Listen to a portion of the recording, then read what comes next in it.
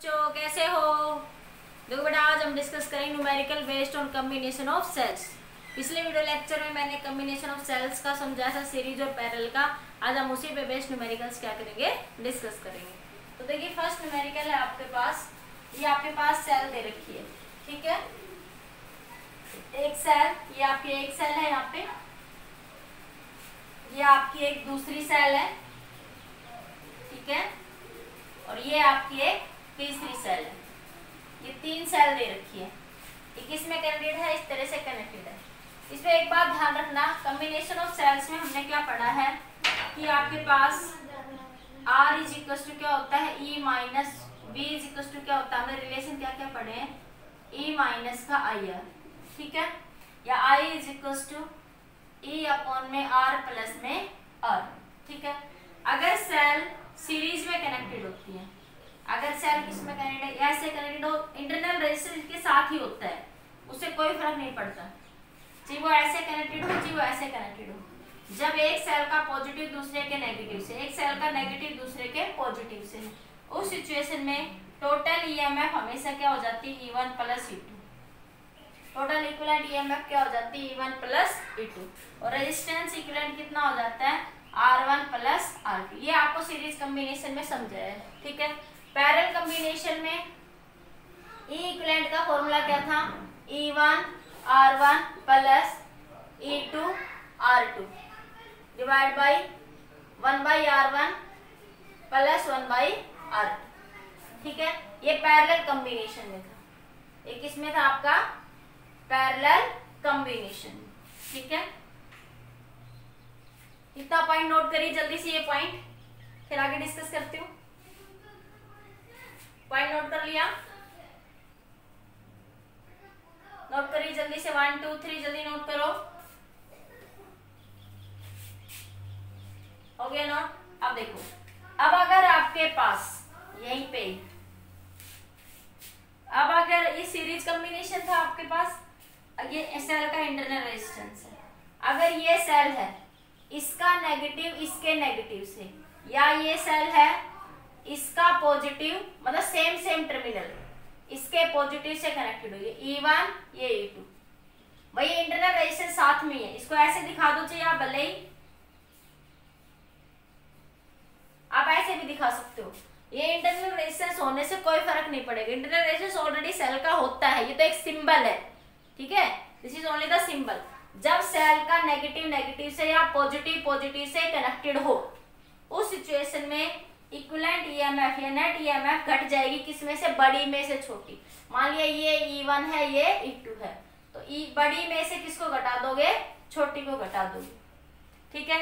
R equivalent वही रहेगा आपका E1 plus E2, sorry R equivalent वही रहेगा आपका R1 प्लस में R2, R1 प्लस में R2, ठीक है। जब सेल का नेगेटिव नेगेटिव से कनेक्टेड है या positive positive same same terminal connected है, तब क्या होता है, इक्विवेलेंट ईएमएफ घट जाता है। ये कॉम्बिनेशन ऑफ सेल्स में समझाई है ये बातें आपको मैंने, ठीक है। और जब सेल का क्या हो रहा है, नेगेटिव पॉजिटिव से कनेक्टेड है, तो उस सिचुएशन में करंट, देखो उस सिचुएशन में क्या होता है, करंट की डायरेक्शन रिवर्स हो जाती है। ये ऐसा क्यों हो रहा है, देखो इस सेल से करंट ऐसे जाएगा, इस सेल से करंट ऐसे जाएगा, इसलिए रिवर्स डायरेक्शन के कारण इसमें क्या होगा, एक ही डायरेक्शन में करंट फ्लो करेगा, इसलिए इक्विवेलेंट ईएमएफ ऐड हो जाता है, इसमें ये आपस में घट जाएंगे। नोट करिए जल्दी से पॉइंट, ये वो पॉइंट बता रही हूँ जो न्यूमेरिकल्स में यूज होंगे आपके अभी, ठीक है, जल्दी से नोट कर लीजिए। हो गया, 1 2 3 नोट हो गया सबका, जल्दी करिए। नेक्स्ट पॉइंट नोट करिए न्यूमेरिकल्स के लिए। नेक्स्ट पॉइंट क्या है आपके पास, अगर सेल के अंदर, अगर सेल के अंदर ये सेल है, ठीक है, ये डिस्चार्जिंग का केस है, ये कब क्या किसका केस है, डिस्चार्जिंग का। और इस सिचुएशन में क्या होता है कि सेल में करंट किधर जाता है, नेगेटिव से पॉजिटिव। सेल में करंट कैसे जा रहा है, करंट की direction negative to positive, discharging. किसमें होता है ये, डिस्चार्जिंग के केस में। ठीक है, किस केस में होता है ऐसा? ये डिस्चार्जिंग के केस में। ठीक है, अगर V is equal to E plus IR है तो ये केस किसका होता है? चार्जिंग का। ये केस किसका होता है? चार्जिंग का केस होता है। और इस केस के अंदर सेल में करंट पॉजिटिव से नेगेटिव जाएगा। सेल में करंट किधर जाएगा? Positive to negative. नोट करिए ये पॉइंट। तो जब भी सेल में करंट पॉजिटिव से नेगेटिव टर्मिनल में जा रहा है तो कौन सा केस लगाओगे? E प्लस IR, मतलब आज चार्जिंग का केस है। वो कौन सा केस है आपका? चार्जिंग का। और ऐसे जा रहा है तो किसका केस है? डिस्चार्जिंग का। और डिस्चार्जिंग में क्या फॉर्मूला लगाओगे? E माइनस का IR। जल्दी से नोट करिए, नोट कर लीजिए पॉइंट भी। फिर न्यूमेरिकल पे आते हैं आपके। नोट कर लिया? ये थोड़ा जो बे पॉइंट्स थे तो मैं पिछले वीडियो लेक्चर में पढ़ा चुकी हूँ, वो मेन पॉइंट्स मैंने आपको दोबारा से रिवाइज करवा दी। ठीक है, हो गया नोट? क्लियर? अब आगे देखिए, नेक्स्ट चलिए। अब आपका न्यूमेरिकल देखिए। न्यूमेरिकल में ये आपको 3 सेल देना कि सेल 1, सेल 2 और ये सेल 3। ठीक है, ये इस तरह से कनेक्टेड है। ऐसे पूछ रहा है आपसे what would be the reading of the ammeter, मतलब करंट आई क्या होगा? एमीटर क्या मेजर करता है आपका? Current I. तो करंट आई की वैल्यू आपको बतानी है। तो देखिए कैसे फाइंड आउट करेंगे। ये सेल है, देखो ये सेल 2 वोल्ट, इसका नेगेटिव इसके पॉजिटिव से, इसका नेगेटिव इसके पॉजिटिव से, तो तीनों सेल ऐसे कनेक्टेड हैं। ठीक है, ये 2 वोल्ट है, ये 1.8 वोल्ट है और ये 1.5 वोल्ट पे। तो इक्विवेलेंट ईएमएफ क्या हो जाएगा? ऐड हो जाएंगे। 2 प्लस 1.8 प्लस 1.5, 2 प्लस 1.8 प्लस 1.5 कितना आ जाएगा? ये 5.3 वोल्ट। इसको ऐड करोगे तो कितना आ जाएगा आपका? 5.3 वोल्ट आ जाएगा आपके पास। ठीक है, अब देखो रेजिस्टेंस सीरीज में कनेक्टेड है तो R इक्विवेलेंट तो ऐड होना ही है। R इक्विवेलेंट कितना होगा? 0.05 प्लस 0.7 प्लस 1। इन सबको क्या कर लो? ऐड कर लो। इन सबको जब ऐड करोगे तो आपको क्या मिलेगा? 5.75 ओम। ठीक है, क्या मिलेगा? 5.575 ओम। R equivalent, total R equivalent, total R equivalent. ये 4 और है, 4 भी ऐड हो जाएगा यहाँ पे। ये 4 इनके साथ सीरीज में ही है। ठीक है, सर्किट कुछ ऐसे बन गया। देखो सर्किट ऐसे बन जाएगा। ये इक्विवेलेंट कितना आ गया? 5.3। और ये इन सारे तीनों सीरीज में दिख रहे हैं। ये कितना आ जाएगा आपका? 1.7 और ये कितना था? 0.05 57 1.75। तो ये 1.75 और ये है आपके पास 4 ओम का रजिस्टर। ये मीटर, ये 4 ओम का रजिस्टर, ये इसके साथ सीरीज में है। तो 4 प्लस 1.75 कितना हो जाएगा? 5.75। ये इसके साथ सीरीज में ही होता है, इसे डायरेक्ट लिख दिया मैंने यहाँ पे। ये अलग अलग कर लो, आपको कुछ दिक्कत है तो सेल का R इक्विवेलेंट कितना बन जाएगा?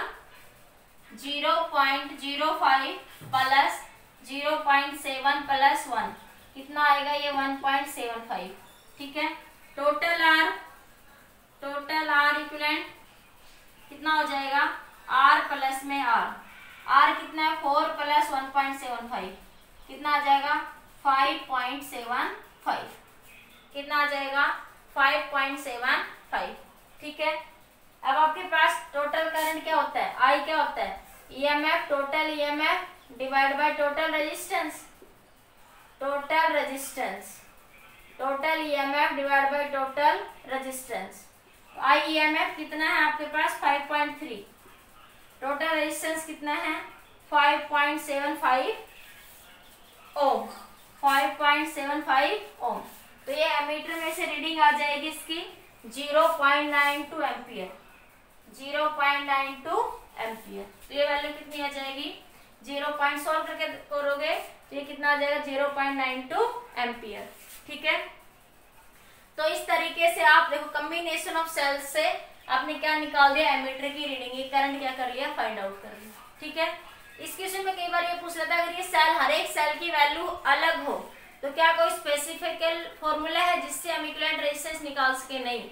जब हर एक सेल की वैल्यू अलग होगी तब हम किरचॉफ्स लॉ से ही उसको क्या कर सकते हैं, फाइंड आउट कर सकते हैं। अगर हर एक सेल की वैल्यू अलग है तो कोई ऐसा स्पेसिफिक फॉर्मूला नहीं है कि हम इक्विवेलेंट ईएमएफ निकालें।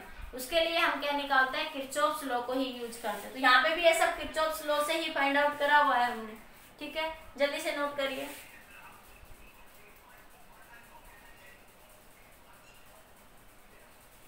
ठीक है, जल्दी नोट कर लीजिए।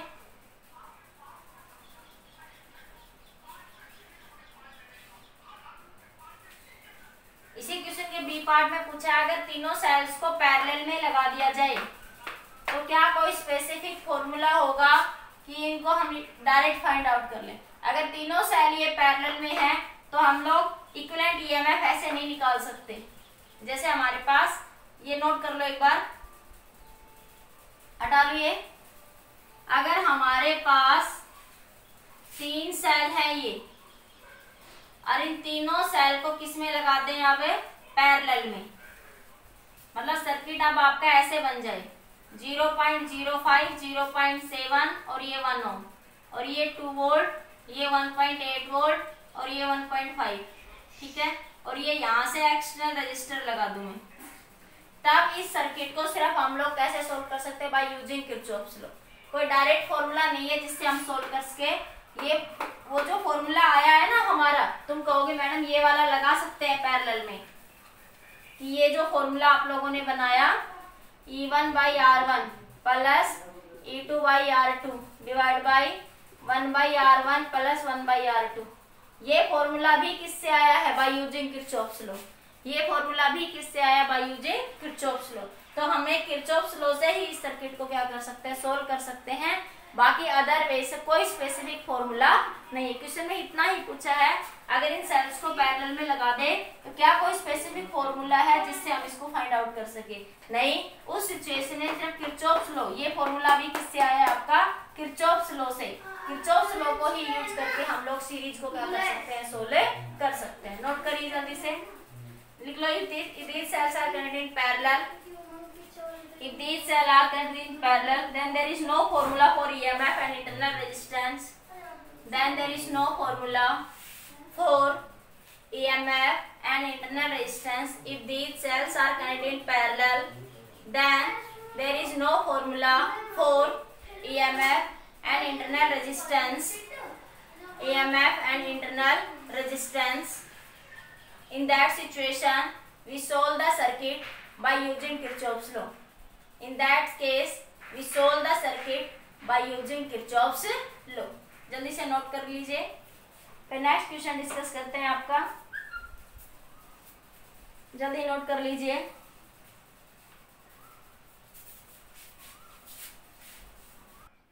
देखिए बेटा, नेक्स्ट क्वेश्चन क्या है आपका, ये नेक्स्ट क्वेश्चन गिवन है। ये 2 रजिस्टर है, किसमें कनेक्ट है, ये पैरेलल में। ठीक है, इनके अक्रॉस टर्मिनल पोटेंशियल डिफरेंस दे रखा 1.4 वोल्ट। ठीक है, ये 2 रजिस्टर है, ये कनेक्ट है पैरेलल में, और टर्मिनल पोटेंशियल डिफरेंस दे रखा 1.4 वोल्ट। ये 2 सेल्स हैं, ये भी किसमें कनेक्ट है, पैरेलल में। हर एक का इंटरनल रेजिस्टेंस क्या है, R। ठीक है, और हर एक की ईएमएफ कितनी है, 1.5 वोल्ट। कितनी है, 1.5 वोल्ट। क्वेश्चन में पूछा है calculate the internal resistance of the cell.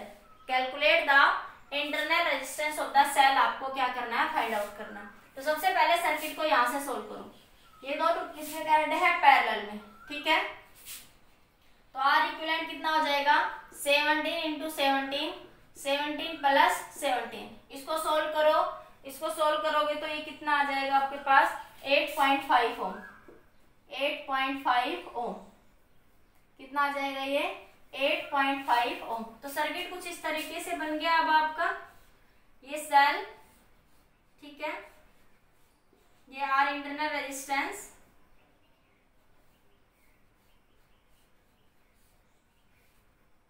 ठीक है, ये आपके पास R, ये 1.5 ओम, ये 1.5 ओम, ये आ गया 8.5 ओम।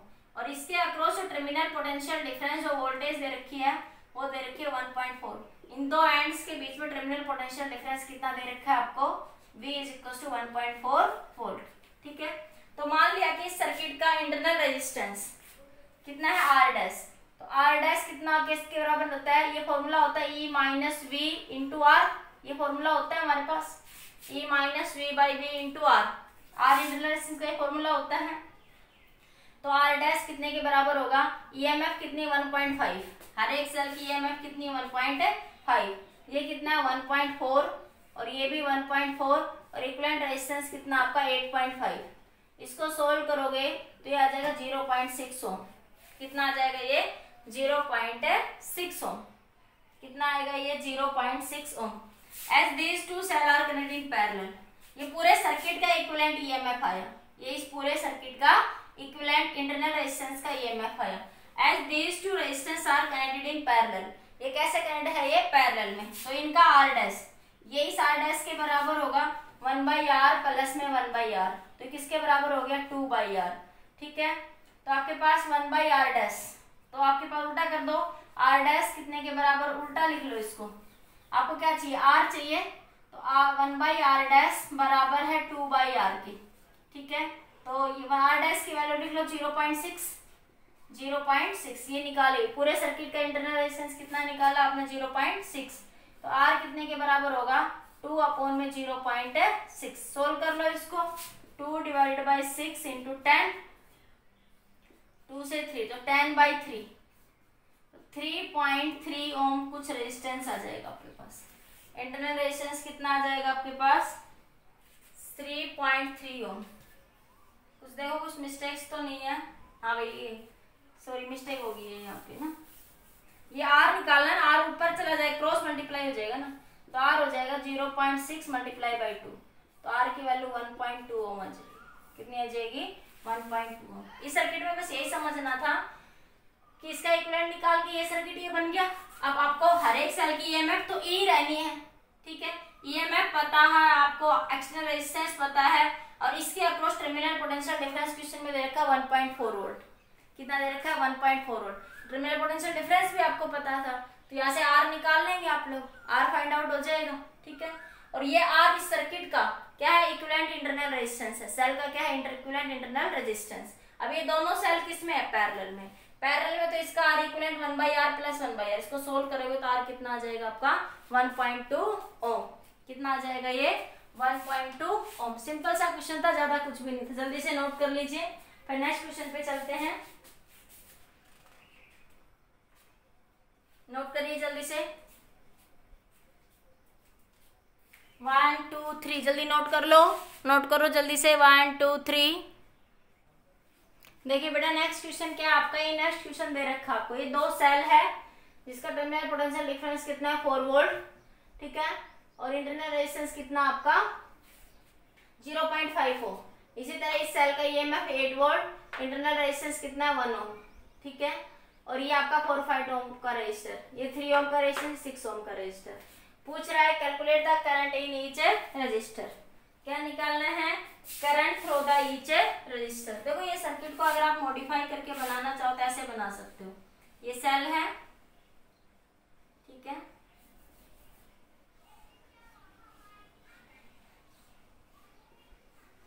ये इंटरनल रेजिस्टेंस आप कहीं भी लगा दो। वैसे तो ये सेल मैंने पहले ही बताया था कि इंटरनल रेजिस्टेंस दो टर्मिनल के बीच में होता है, यहाँ कहीं ऐसे। ठीक है, लेकिन ये अच्छा नहीं लगता, इसलिए इसको कहीं भी बाहर की साइड में लगा देते हैं। ठीक है, ये 4 वोल्ट, ये आपका 0.5 ओम, ये आपका 8 वोल्ट, ये आपका 1 ओम। ठीक है, और ये एक रेजिस्टेंस है, और ये यहाँ से आपका एक और रेजिस्टेंस है। ठीक है, ये 3 ओम, ये 6 ओम। देखो ये दोनों सेल बैटरी का पॉजिटिव पॉजिटिव से कनेक्टेड है, अभी समझाया था, जब पॉजिटिव पॉजिटिव से कनेक्टेड होगा तो इक्विवेलेंट EMF घट जाएगा, ज्यादा में से कम को घटा देना। 8 माइनस 4 कितना आ जाएगा 4 वोल्ट, 8 माइनस का 4 कितना आ जाएगा 4 वोल्ट। ठीक है, अब देखो इक्विवेलेंट रेजिस्टेंस, टोटल रेजिस्टेंस या इक्विवेलेंट रेजिस्टेंस लिख लो पहले R डैश। ठीक है, ये कितना होगा 0.5 ओम प्लस 1 प्लस ये कितना है 4.5 ओम, 4.5 ठीक है। और ये दोनों किस में है, पैरेलल में, ये दोनों किस में आपके पैरेलल में। पैरेलल में इसको सोल्व करोगे तो 3 क्रॉस 6 और 3 प्लस 6 9, तो 9 3, तो ये आएगा 2 ओम। तो ये सर्किट कुछ ऐसे मॉडिफाई हो जाएगा। यहाँ पे देखो, इसको पहले सर्किट को मॉडिफाई करके दिखाती हूँ। ये सर्किट आपके पास कुछ इस तरीके से हो जाएगा कि इक्विवेलेंट ईएमएफ,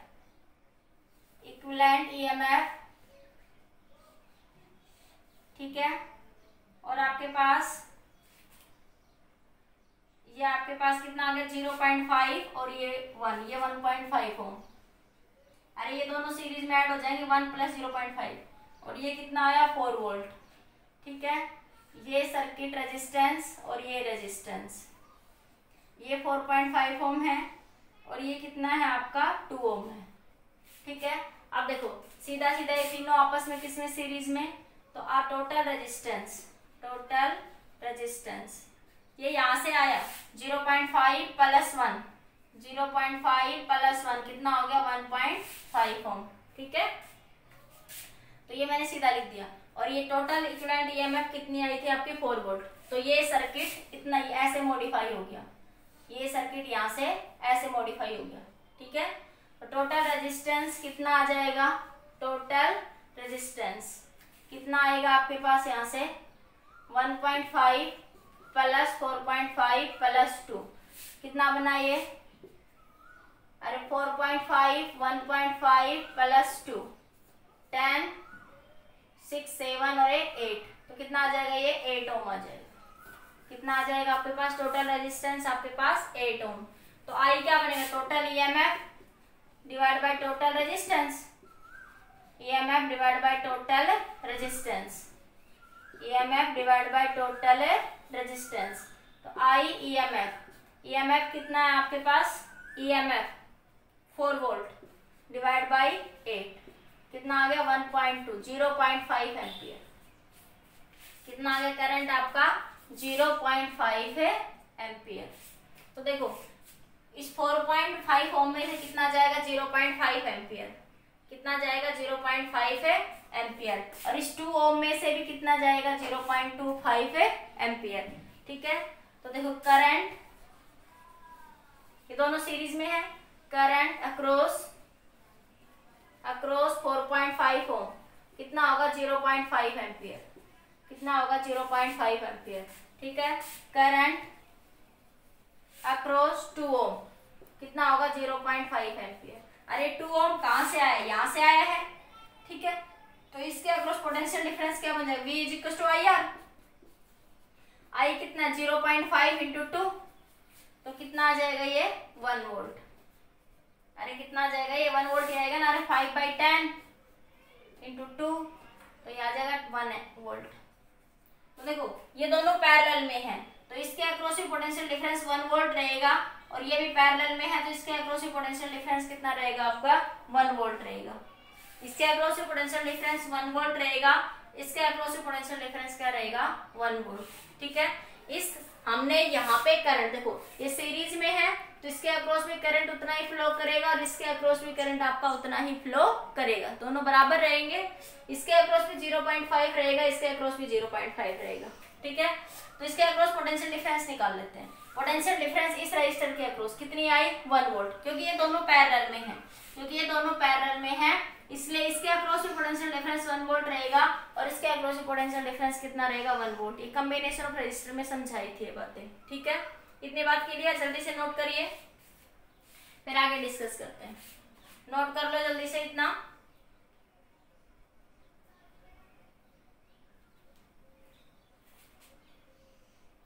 जल्दी से नोट कर लीजिए 1 2 3, जल्दी नोट करो 1 2 3, जल्दी नोट करो भैया, नोट करो। नोट कर लिया, अब मैं इसको हटा रही हूँ बेटा, ठीक है। नोट कर लिया ना।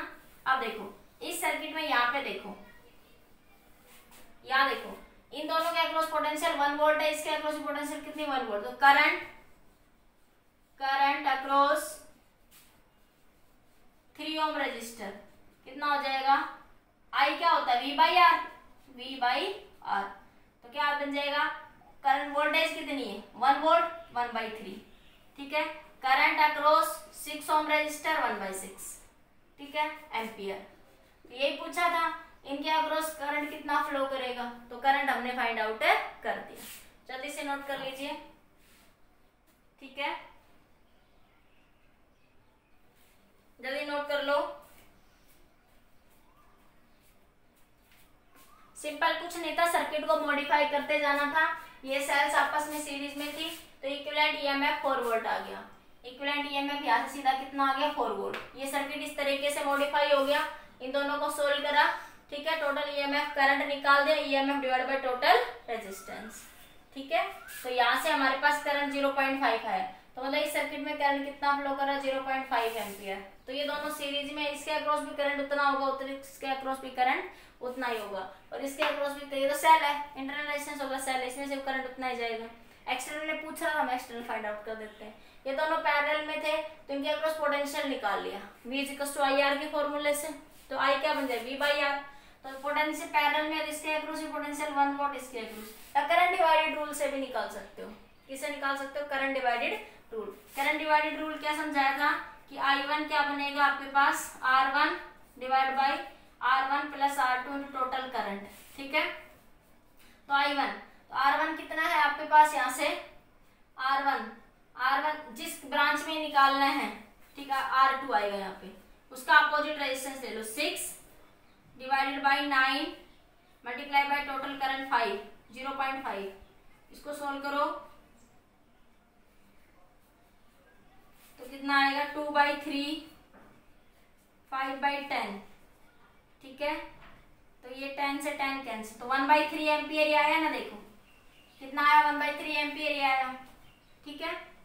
अगर इससे करो तो इससे कर सकते हो, इसी तरह ये भी कितना है, 1.6। तो करंट डिवाइडेड रूल से भी कर सकते हो आप। तो ये मैंने करंट डिवाइडेड रूल से भी कितना है, 1.3 एम्पियर आया, या आप सीधा ऐसे कर लो जैसा आपको समझ आए, ठीक है। किसी भी तरीके से दोनों मेथड में से एक मेथड आप फॉलो कर सकते हैं। जल्दी से नोट कर लीजिए। इसी तरह I2 भी कितना आ जाएगा आपका, R1 plus R2 into I। तो I2 बन जाएगा आपका 3/9 इंटू 5। इसको सोल्व करोगे तो आ जाएगा 1/6। कितना आ जाएगा, 1/6। तो करंट डिवाइडेड रूल से भी निकाल सकते हो और ऐसे भी निकाल सकते हो। जल्दी से नोट कर लीजिए, नोट करो, 1 2 3, जल्दी नोट करो, नोट कर लीजिए जल्दी से, 1 2 3। देखिए बेटा नेक्स्ट क्वेश्चन आपका, नेक्स्ट क्वेश्चन में क्या कह रहा है आपसे, ये सर्किट गिवन है आपका, ठीक है। ये कह रहा है कि 1 ओम रेजिस्टेंस, 2 वोल्ट की बैटरी E1, ये 4 वोल्ट की बैटरी E2, ये आपके पास 2 ओम का रेजिस्टर है, ठीक है। ये 5 ओम का एक एक्सटर्नल रेजिस्टर लगा रखा है R, ठीक है। E2 ग्रेटर देन है किससे, E1 से। वैसे दिख रही है 4 वोल्ट है, ये 2 वोल्ट है, तो E2 ग्रेटर देन है किससे, E volt. Calculate current in the circuit, potential difference between B and A, potential difference between B and A and potential difference between A and C। ये आपको क्या करना है, फाइंड आउट करना है। देखिए कैसे करेंगे क्वेश्चन को। सबसे पहले देखो सेल, इसका पॉजिटिव इसके पॉजिटिव से सेम टर्मिनल कनेक्टेड है, बताया था जब सेम टर्मिनल कनेक्टेड होगा सेल का तो नेट ईएमएफ घट जाएगी, नेट ईएमएफ घट जाएगी। तो इक्विवेलेंट ईएमएफ कितनी हो जाएगी आपके पास, E2 माइनस E1, क्या बनेगी, 4 माइनस 2, कितनी आ जाएगी, 2 वोल्ट। इक्विवेलेंट ईएमएफ क्या आ जाएगी, 2 volt. Total resistance, total resistance, total resistance किस में कनेक्टेड है, सारे रेजिस्टेंस सीरीज में, ये सारे रेजिस्टेंस किस में, आपस में ये सीरीज में। तो कितना बन जाएगा ये, 1 प्लस 2 प्लस 5, कितना आ जाएगा, 8 ओम। कितना आ जाएगा, 5 प्लस 1 प्लस 2, ये 2 ओम है आपके पास, तो ये कितना हो जाएगा आपके पास, ये 8 ओम। तो टोटल करंट I वही होता है EMF divide by total resistance, ठीक है, टोटल रेजिस्टेंस। ईएमएफ कितना आया आपका, 2 डिवाइड बाई 8, कितना आ जाएगा, 1/4 एम्पियर, ठीक है, 0.25 एम्पियर। करंट कितना आ जाएगा, 0.25 एम्पियर या 1/4 एम्पियर, ठीक है। ए पार्ट सोल्व हो गया। अब बी पार्ट में पूछ रहा है potential difference between B and A, potential difference between B and A. देखो बी और ए ये है ना आपके पास। तो अब यहाँ पे इसमें ये बात, एक बात ध्यान रखनी है कि देखो इस सेल में करंट कैसे जा रहा है आपके पास, इस सेल में जो करंट है आपका ऐसे जा रहा है, ठीक है, नेगेटिव से पॉजिटिव। और इस सेल में करंट कैसे जा रहा है, पॉजिटिव से नेगेटिव। E1 सेल में करंट कैसे जा रहा है आपके पास, E1 सेल में, E2 सेल में करंट जा रहा है नेगेटिव से positive. In E2 cell current from negative to positive. तो किसका केस बना, डिस्चार्जिंग का, यही समझाया था। अगर सेल में करंट किधर जा रहा है, नेगेटिव से पॉजिटिव, तो किसका केस है, ये डिस्चार्जिंग का। स्टार्टिंग में ही बता दिया था मैंने, ठीक है।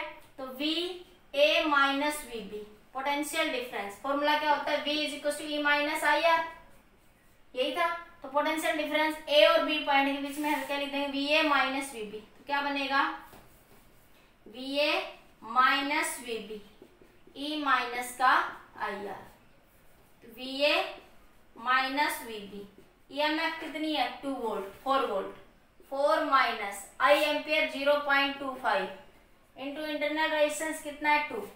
इस सेल का इंटरनल रेजिस्टेंस कितना आपका, 2। तो कितना बनेगा, 4 माइनस 25/100 गुणा 2, तो 4 माइनस 50 डिवाइड बाई 100, तो 1/2, तो आया 4 माइनस 1/2। एलसीएम ले लो 2, 8 माइनस 1, तो 7/2। तो V A minus V B कितना आ जाएगा, 3.5 volt. V A minus V B कितना आ जाएगा आपके पास, 3.5 वोल्ट, ठीक है। अरे किरचॉफ्स लॉ से कर सकते हो ना, वी ए पॉजिटिव से नेगेटिव, ऐसे कैसे भी कर लो आप लोग। किरचॉफ्स लॉ लगाना आता है ना, तो इन दो सेगमेंट में किरचॉफ्स लॉ लगा लो। कैसे लगाओगे, देखो हटा दो, ये लिख लिया एक बार। किसी को ये समझ ना आया हो, डायरेक्ट तो फॉर्मूले से निकालो, किरचॉफ से भी लगा सकते हो, ठीक है। V A minus V B, E minus I R, ये किरचॉफ से तो आया ये फॉर्मूला, ठीक है। ईएमएफ कितनी दे रखी है, कितनी, 2 वोल्ट, ठीक है। ये बी पोटेंशियल डिफरेंस ही तो होता है आपके पास। पोटेंशियल हमेशा क्या होता है, हमेशा पोटेंशियल डिफरेंस की ही बात करते हैं सर्किट में जब भी करंट फ्लो करे। पोटेंशियल कुछ नहीं होता, किसकी बात करते हैं, पोटेंशियल डिफरेंस की। नोट करिए जल्दी से। तो एक फॉर्मूला लगा दिया सिंपली। आपसे पूछा था ए और बी के बीच में, ए और बी के बीच में, तो आपके पास सोल्व करा तो कितना गया, 3.5 वोल्ट। अब आप क्या निकालना है, इतना लिखिए इधर से। अब पूछ रहा है potential difference between A and C, potential difference between A and C, ठीक है। तो क्या लिख लोगे, V A minus V C. अब देखो एक छोटी सी बात देखो, यहाँ पे E1 में करंट ऐसे जा रहा है, करंट ऐसे जा रहा है, करंट कैसे जा रहा है, positive to negative, positive to negative. तो ये केस किसका बना, चार्जिंग का, किसका बना, चार्जिंग का। वी ए माइनस क्या फॉर्मूला लगाओगे चार्जिंग में, ई प्लस आई आर। तो V A minus V C, E plus में आई आर, ठीक है। ईएमएफ कितना है, 2 वोल्ट, प्लस आई तो वही फ्लो कर रहा है 0.25 या 1.4 लिख लो, 0.25 लिख लो या 1.4 इंटू इंटरनल रेजिस्टेंस कितना आपका 1, इंटरनल रेजिस्टेंस कितना आपका 1, ठीक है। या तो एलसीएम ले लो, एलसीएम 4, तो ये 8 प्लस 1 तो 9/4, ये 2.25, ये बचेगा ना 1, ठीक है। हाँ ठीक है, ये आ जाएगा 2.25 वोल्ट, कितना आ जाएगा 2.25 वोल्ट। तो आप क्या निकाल सकते हैं इस तरीके से, terminal potential difference between A and C, terminal potential difference between A and B. इस तरीके से आपने यहाँ से टर्मिनल पोटेंशियल डिफरेंस सोल्व कर लिए। ये सीबीएसई बोर्ड में आया हुआ क्वेश्चन है। अभी जो भी क्वेश्चन करवा रही हूँ ये सारे क्वेश्चन सीबीएसई बोर्ड में आए हुए हैं। आज के लेक्चर में मैंने वही क्वेश्चन करवाए हैं सारे लगभग जो सीबीएसई बोर्ड में आए हुए क्वेश्चन है आपके। जल्दी से नोट करिए, जल्दी नोट करो। फिर अगला एक और क्वेश्चन डिस्कस करते हैं अच्छा सा आपका, नोट कर लीजिए जल्दी से, 1 2 3 जल्दी नोट करो। देखिए बेटा नेक्स्ट क्वेश्चन क्या है आपका, 36 cell each of internal resistance, internal resistance कितना देते हैं 0.5 ओम, ठीक है। And EMF 1.5 volt. ईएमएफ कितनी है आपकी 1.5 volt. Each are used to send current through an circuit of 2 ohm resistor. Send current through an circuit of 2 ohm resistor. R कितना आपका 2 ओम। ठीक है। Find the best mode of grouping them and current through the external circuit. Best mode of grouping का मतलब क्या है, यहाँ पे एम और एन की वैल्यू बतानी। मैंने बताया था ना ग्रुपिंग के अंदर जब सेल की बात करते हैं तो ग्रुपिंग का मतलब कुछ सेल्स आपकी सीरीज में होगी इस तरीके से। ये क्या है, ग्रुपिंग ऑफ सेल्स। ये क्या है, ग्रुपिंग ऑफ सेल। ठीक है। नंबर ऑफ सेल सीरीज में भी हो और कुछ पैरेलल में। ये सेल आपस में किसमें है, सीरीज में, लेकिन नंबर ऑफ रोज और नंबर ऑफ कॉलम जब बना रही, और ये आपस में किसमें हो गई आपकी पैरेलल में। ठीक है। क्योंकि आप किसकी बात करते हैं, ग्रुपिंग ऑफ सेल की। ठीक है। तो ये कह रहा है यहाँ पे 36 सेल है। क्वेश्चन में क्या कह रहा है आपसे, 36 सेल है ये इस तरीके से। ये 36 सेल है। ठीक है। ये बीच में नंबर ऑफ सेल्स हो रहे हैं इस तरीके से। ठीक है। कितनी सेल है ये, 36 सेल। और हर एक का इंटरनल रेजिस्टेंस ये है और एक एक्सटर्नल रेजिस्टेंस। एक्सटर्नल रेजिस्टेंस कितना कनेक्टेड है आपका 2 ओम से, और हर एक का इंटरनल रेजिस्टेंस कितना है आपका 0.5 ओम। तो आपको ये बताना है कि बेस्ट ग्रुपिंग का मतलब एम और एन की वैल्यू कितनी होगी, नंबर ऑफ रोज कितने होंगे, नंबर ऑफ कॉलम्स कितने होंगे, रो कितने होंगे और कॉलम कितने होंगे, वो आपको फाइंड आउट करना है। तो देखो ग्रुपिंग ऑफ सेल में मैंने क्या समझाया था आपको कि 36 सेल का मतलब क्या है, एम और N number of cells, M N की वैल्यू कितनी है 36। और ग्रुपिंग ऑफ सेल में मैक्सिमम करंट कब होता है, इन ग्रुपिंग ऑफ सेल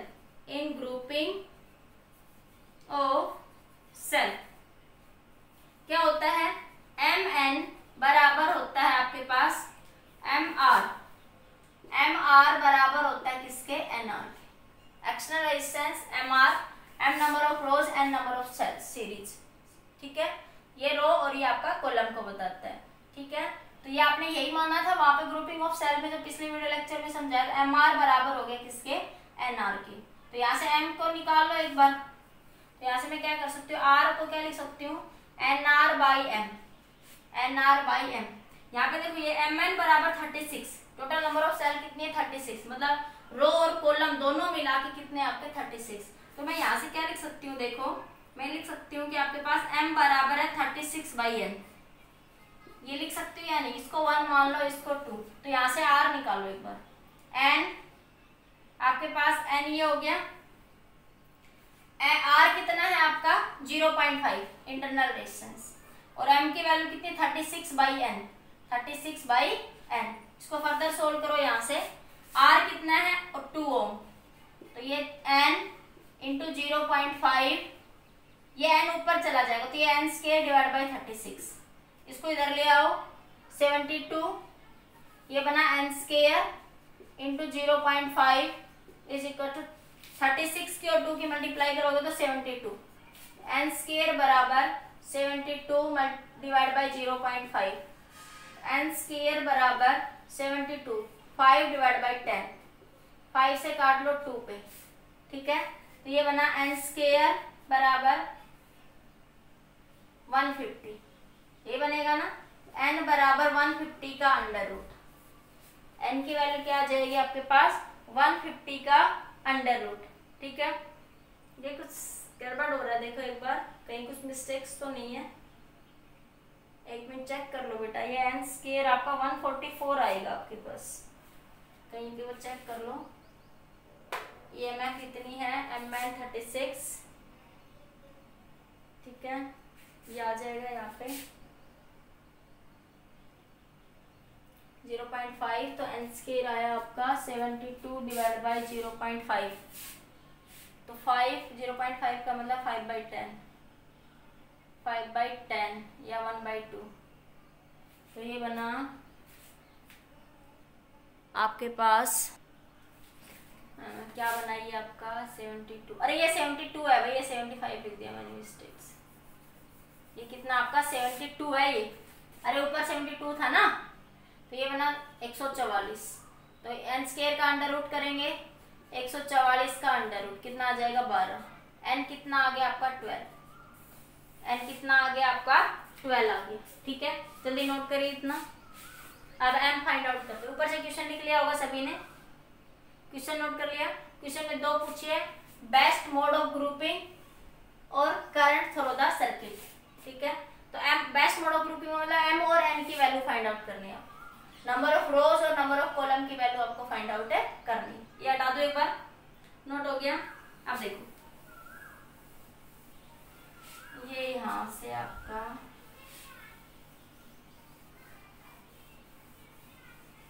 आपके पास क्या था, mn बराबर 36। ठीक है, m कितना हो गया 36/n, m बराबर n कितना आया आपका 12, तो आ जाएगा 36/12, कितना आ जाएगा 3। m कितना आया 3 और n कितना आया 12। ठीक है, तो कितने रो होंगे 3, रो कितने बनेंगे 3, और एक रो में कितनी सेल होगी 12, एक रो में कितनी सेल होगी ये 12, और इस तरीके से कितने रो बनेंगे आपके पास ये 12 सेल के 3 रो बनेंगे, 12 सेल की। हर एक रो में कितने सेल होंगे 12 सेल होंगे, कितने सेल होंगे ये 12।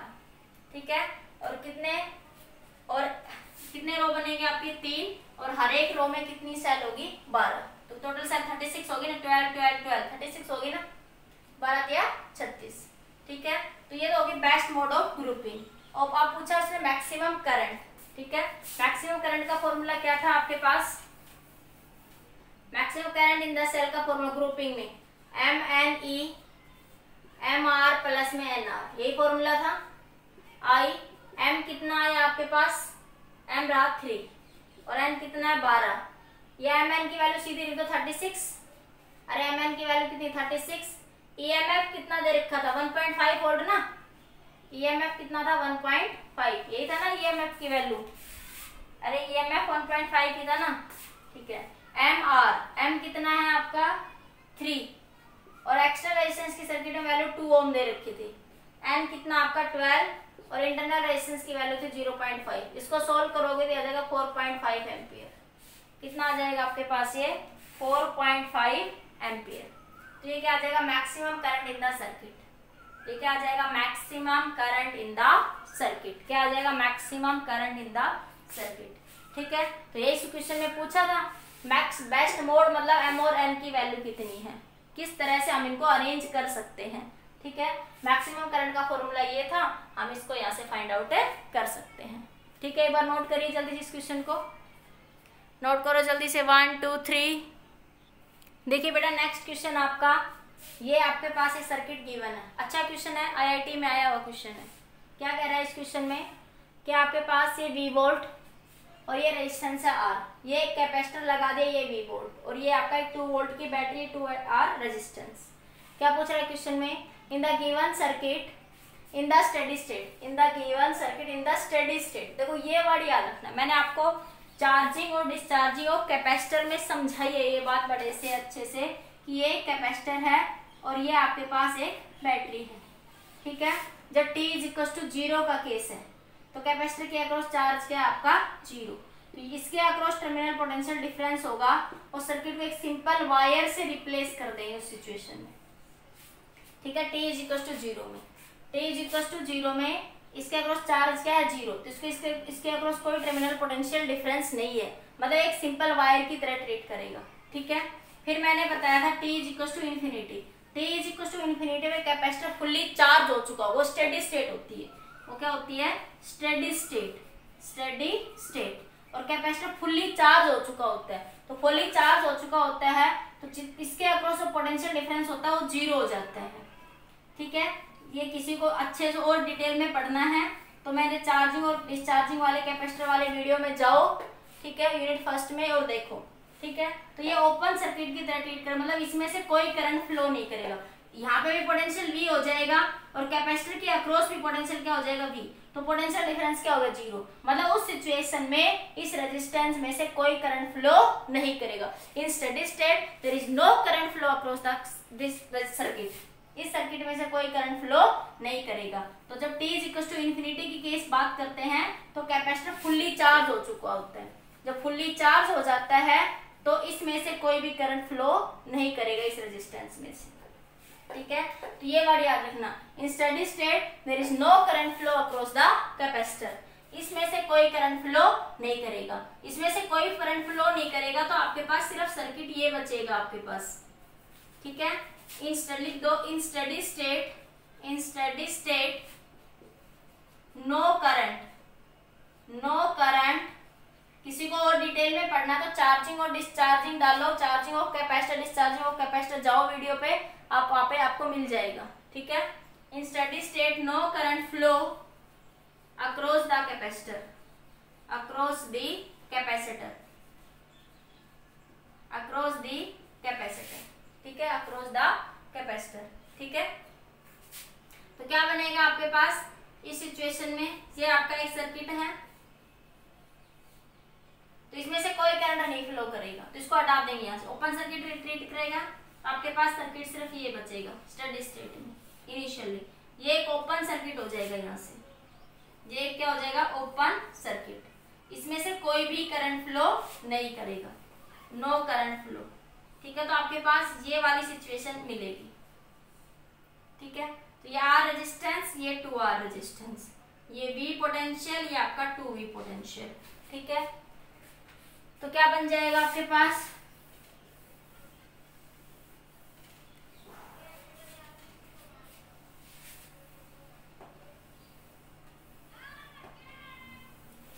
तो आपके पास क्या बनेगा यहां से आपका net equivalent EMF. Equivalent EMF क्या बन जाएगा 2V माइनस V। देखो सेम टर्मिनल से कनेक्टेड है तो net equivalent EMF 2V minus V भी आ जाएगा आपके पास। ठीक है, टोटल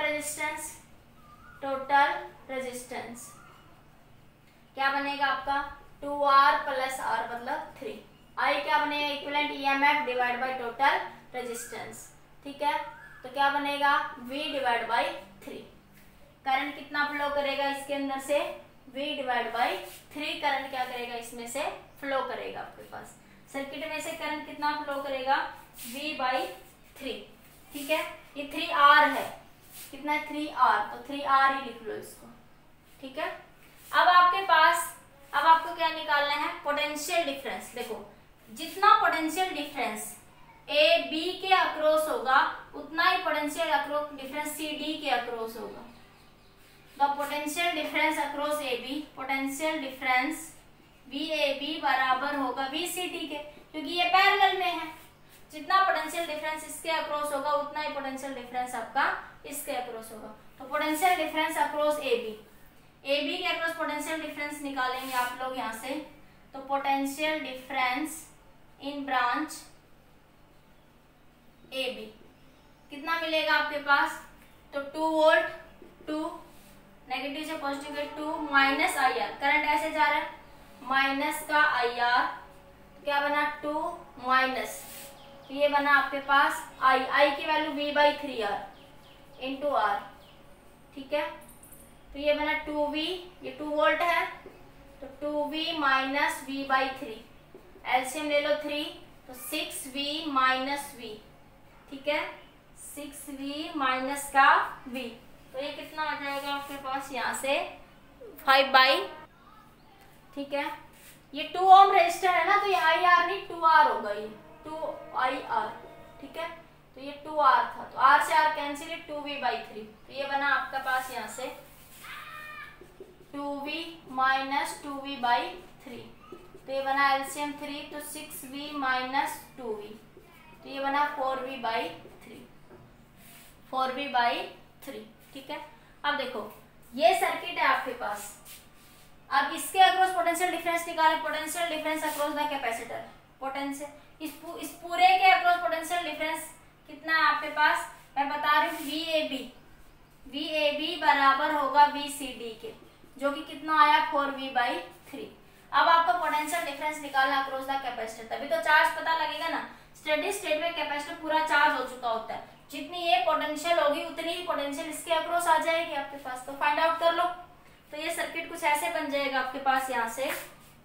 तो क्या आप ये नोट कर लिए एक बार, इधर से जल्दी से नोट कर लीजिए, आगे डिस्कस करते हुए नोट कर लो। इतना हो गया नोट, 1 2 3 नोट हो गया। अब देखो तो अभी अब ये सर्किट कुछ ऐसे बन जाएगा यहाँ से। इसमें मैं इस ब्रांच को उठा रही हूँ, माइनस का V वोल्ट, ठीक है।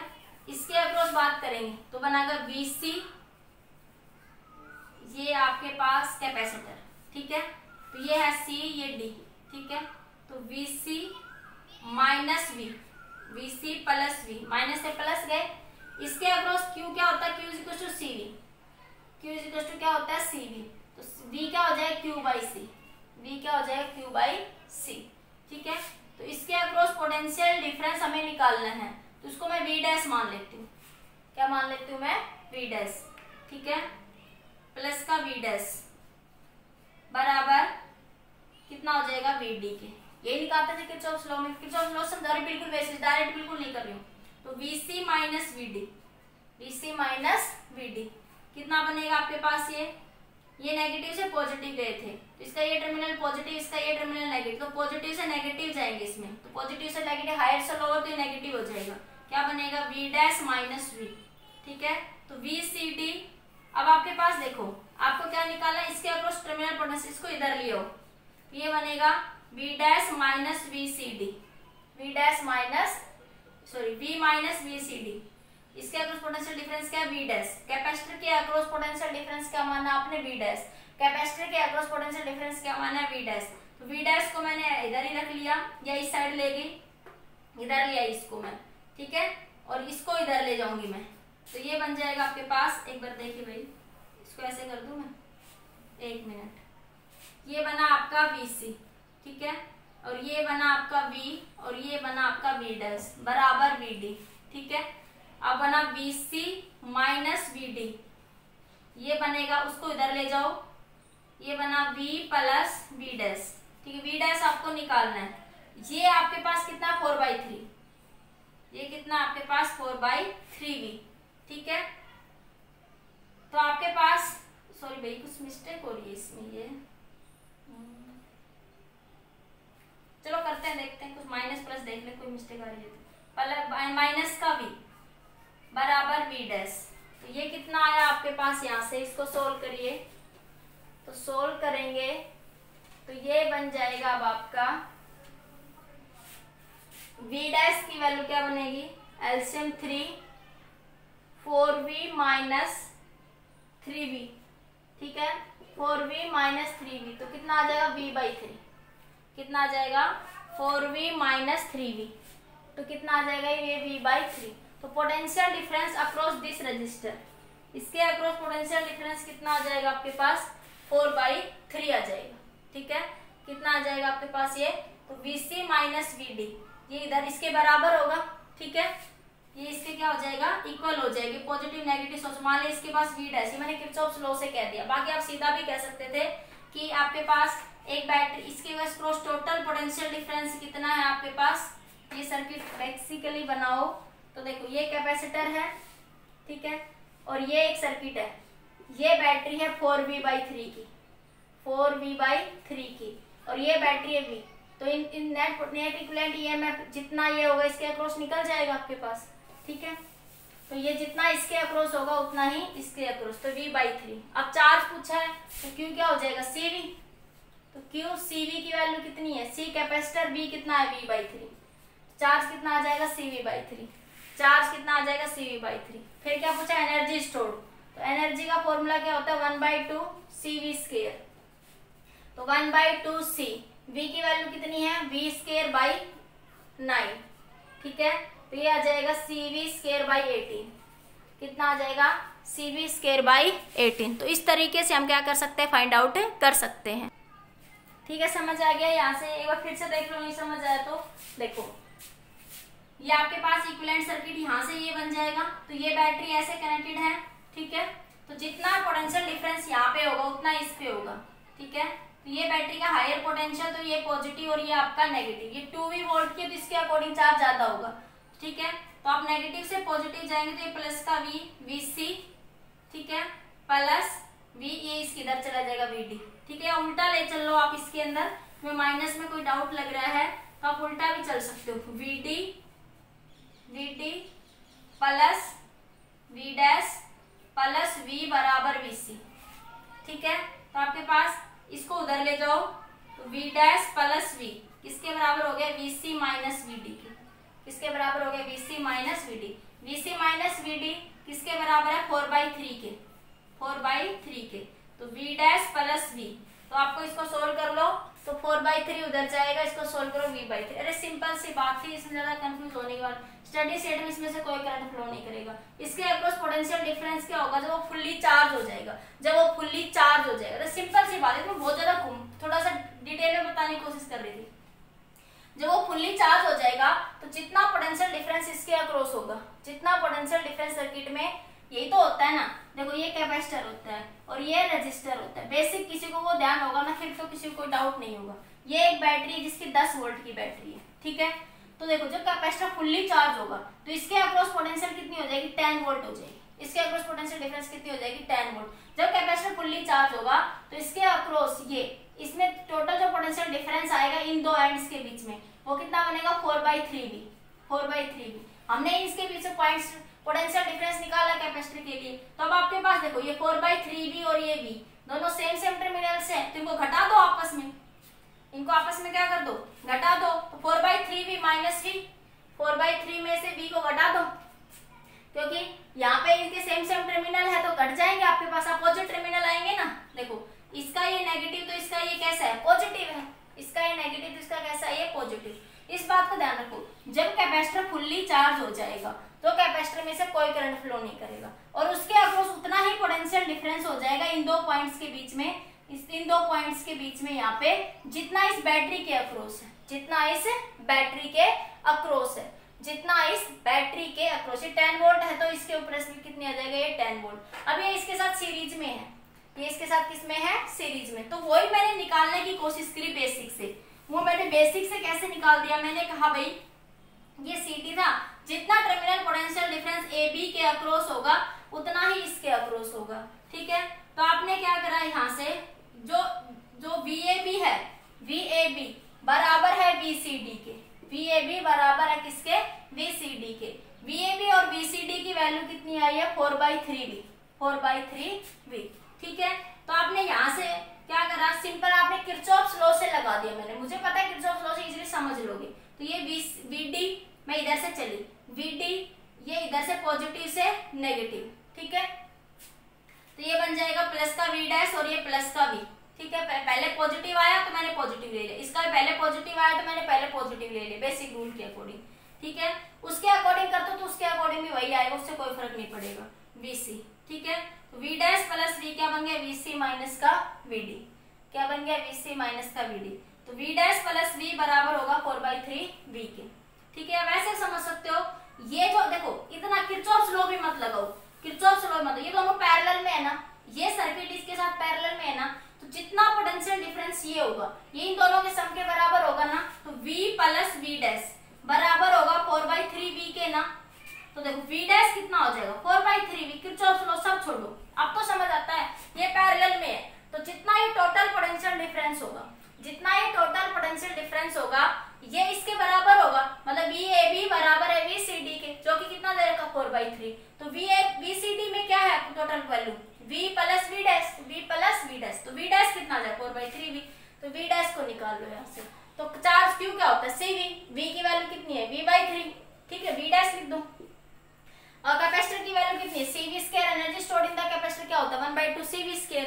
तो CV डैश का स्क्वायर, तो इसको सोल्व कर लो यहाँ से, ठीक है। बस ये बात थोड़ी सी ध्यान रखना कैपेसिटर के अंदर कि स्टेडी स्टेट में कैपेसिटर में से कोई करंट फ्लो नहीं करता, और जब आपके पास स्टेडी स्टेट होती है तो कैपेसिटर के अक्रॉस पूरा पोटेंशियल डिफरेंस उतना ही हो जाता है जितना ये इसके अक्रॉस होता है, ठीक है। इसी पॉइंट कंसेप्ट को यूज करके हम यहाँ से इसको सोल्व कर लेंगे। सिंपल सी बात समझ आ गई, निकाल लोगे पोटेंशियल डिफरेंस। तो ये कैपेसिटर का क्वेश्चन था, अच्छा क्वेश्चन था, आया हुआ क्वेश्चन था। आज के लिए बेटा इतना ही। करिए, नोट्स बनाते रहिए।